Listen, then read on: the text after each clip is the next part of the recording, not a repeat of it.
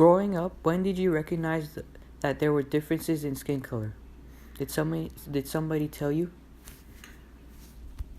I don't really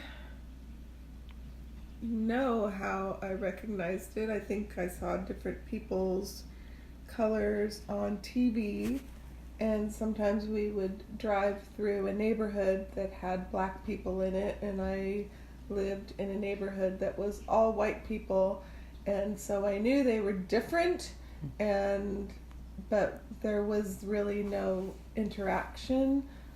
I do remember when I was from, but there was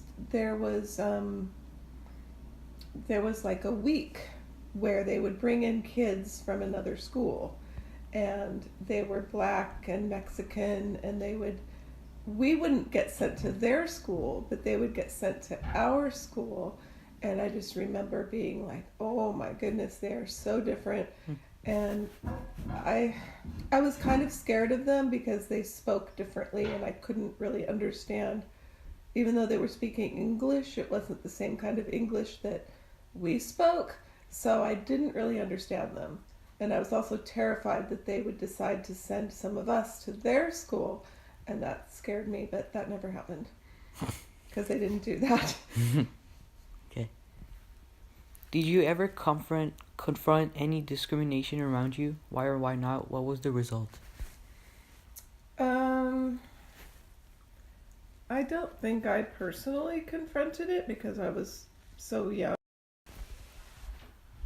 There was some discrimination, but it was not prevalent in my neighborhood because there was so little diversity that there was nobody to defend, or it just wasn't an issue.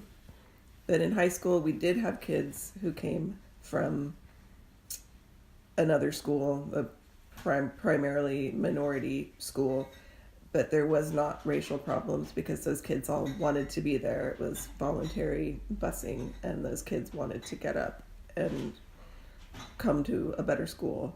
So the problems, there were minor problems, but nothing major, and it wasn't always race-based.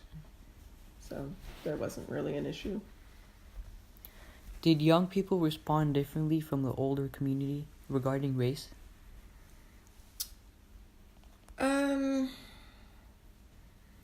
I think my father and my grandfather were more outwardly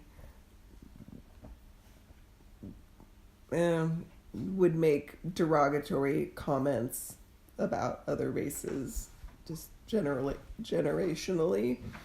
But it wasn't a big topic. So and they weren't. I wouldn't say they were racist. I just think they just grew up in a different generation where people were more separated.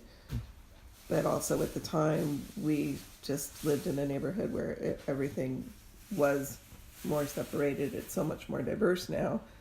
I could go back to the elementary school that I went to. It was all white when I went to it, and now the neighborhood has all kinds of different people in it. It just was the times, and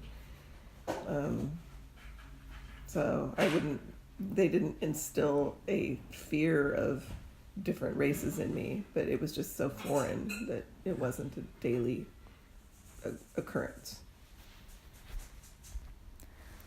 Were there any local discriminations, sit-ins that you remember or participated in?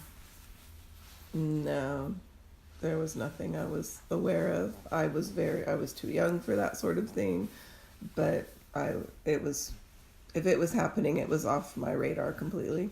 Did it happen to your parents? I don't. If it did, I don't know about it. I don't think so. They never told me that they were involved in any way. Okay. Do you think the civil rights movement changed race relations in the United States? What progress has been made? Well, absolutely. I think it changed things. black people were treated as second-class citizens and not allowed to, you know, I mean, they couldn't even drink from the same drinking fountain. They couldn't sit in the movie theaters. I mean, it was it was very, very different. So yes, the civil rights movement did a huge um, evening out of people. I mean, back then, I mean, who would have ever thought we would have had a black president? So yeah, it did a huge amount of good for relations. What segments of the population is oppressed today? Do you believe that the promise of equality has been fulfilled now? Um, I think things are better, but no, I think probably as far as oppression, I think there's always people that are going to hate other people, and socioeconomically, the people who live in the less privileged areas, whether they're black, white, whatever, I think that poor people have the hardest time of things. But there's always going to be people who are oppressed, and I think I don't think everyone will ever always be equal, and I don't think that goes just for the United States. I think it goes for everywhere in the world. There's just always a class system. What is your understanding of the Black Lives Matter movement?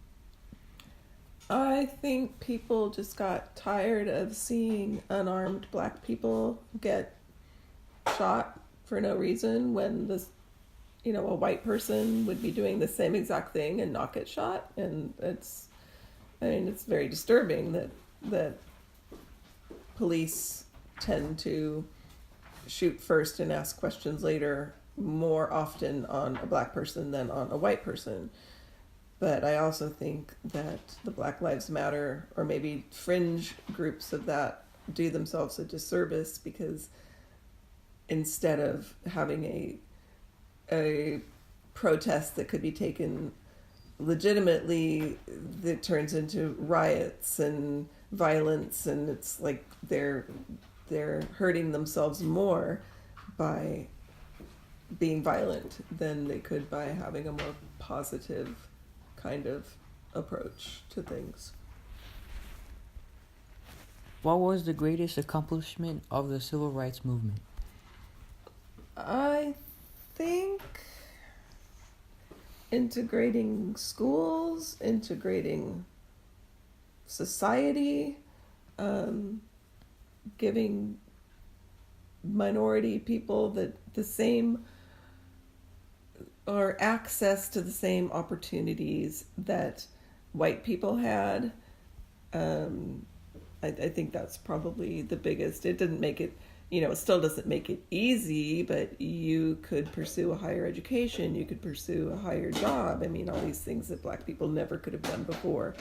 I think it opened many, many doors, and I think that's probably the biggest benefit. What was the greatest failure of the civil rights movement? In your opinion, what else can be done to improve civil rights issues? I don't. Failure. Gosh, I don't know. I can't think of a failure. And as far as what can be done, you can't change people. There's people that are racist in their hearts, and I don't think any movement or anything can be done to change that, unless just the future generations continue to promote equality. But you just can't change people who have hate in their hearts. So unfortunately, I don't know what could be done to make things better. Did your church get involved in any way with civil rights activities? Well, not that I was aware of. My experience with church was, it was a very accepting place, but it was still pretty much a white neighborhood, so the attendees were all pretty much white. So But still separated. well, it wasn't really separated just because that was just the demographic of the neighborhood. It wasn't. It wasn't that it was being separate. It was just. It was kind of a white bread church. It was Episcopalian, and it just wasn't. Yeah, but it just wasn't a black church. But there was. I don't recall of any sort of involvement. But by that time, the civil rights movement was in the past. I mean, there was still fallout from it, not fallout, but I mean, progression to be made from it. But there weren't actively demonstrations going on anywhere at that point. How did your perceptions of race change over time?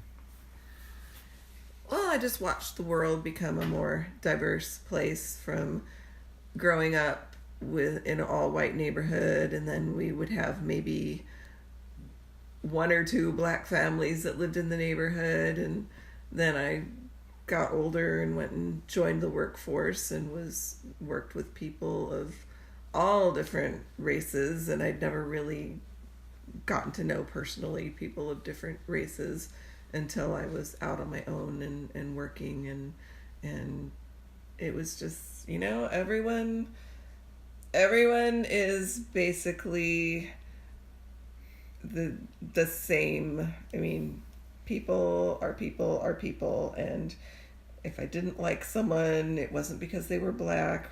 It was just like I judged everyone on their own merits as a person, and I got to know a lot of different cultures.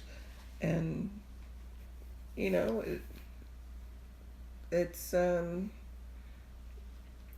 consider myself an open person that way, and I think that's good because there's still a lot of fear, and I think people who are racist, it's just because they don't want to take the time and even acknowledge that skin color, people are the same underneath, and that's how I feel about it. Okay, well, thank you for thank you for being here. It's been a pleasure.